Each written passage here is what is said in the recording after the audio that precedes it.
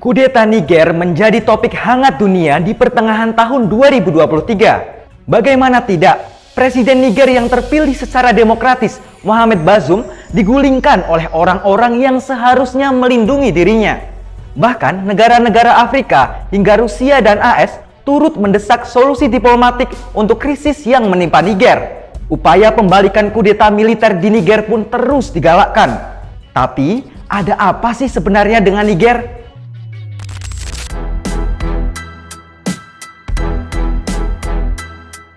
Jadi, Niger termasuk sebagai negara terbesar di Afrika Barat.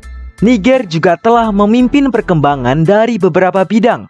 Secara strategis, Niger adalah negara yang menampung pangkalan militer Prancis dan AS. Niger juga dipandang AS sebagai kunci stabilitas Sahel dan sekutu utama yang sigap melawan terorisme seperti ISIS atau Al-Qaeda.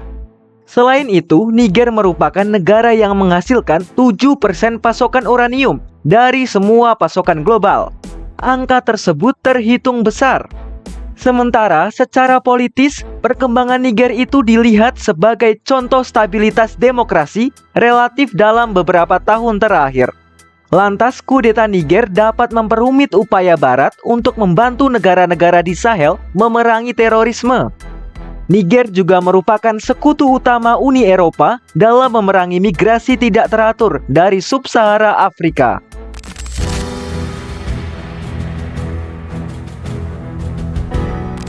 Wilayah Sahel atau wilayah perbatasan antara Afrika dengan Sahara menjadi bagian dunia yang sedang krisis demokrasi. Pasalnya, kelompok teroris telah merebut dan menyerang di wilayah 3 perbatasan antara Mali, Niger, dan Burkina Faso. Padahal, pemerintah Niger telah menangani masalah itu lebih baik daripada Mali dan Burkina Faso. Ditambah lagi kekacauan yang disebabkan oleh perubahan iklim di Niger. Perubahan iklim menyebabkan penggurunan menyebar ke selatan dari Sahara ke Sahel. Para ahli juga menyebut suhu di Sahel meningkat lebih cepat dari tempat lain di dunia.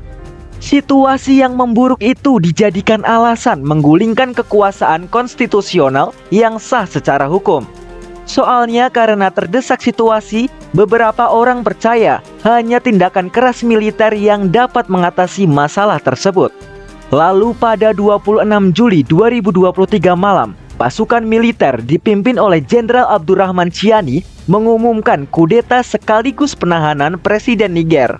Akhirnya Abdurrahman pun menyatakan dirinya sebagai pemimpin negara.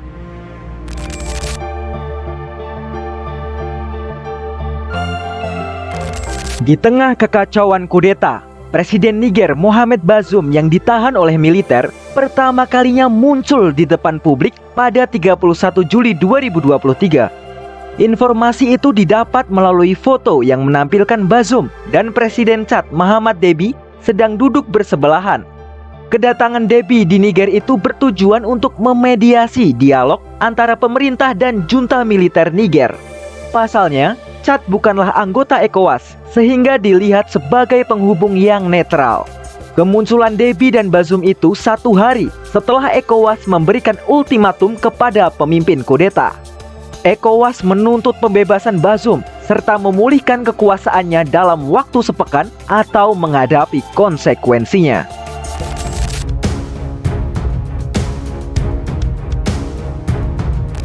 Untuk membalikkan kudeta, ECOWAS akan menjatuhkan 3 sanksi, yaitu sanksi keuangan dan perjalanan kepada pemimpin militer Niger yang terlibat kudeta. Lalu ECOWAS menerapkan zona larangan terbang di atas Niger, serta membekukan aset-aset Niger di bank-bank sentral dan komersial para negara anggota ECOWAS. ECOWAS juga telah memperingatkan akan adanya pengiriman pasukan jika negosiasi menemui kebuntuan.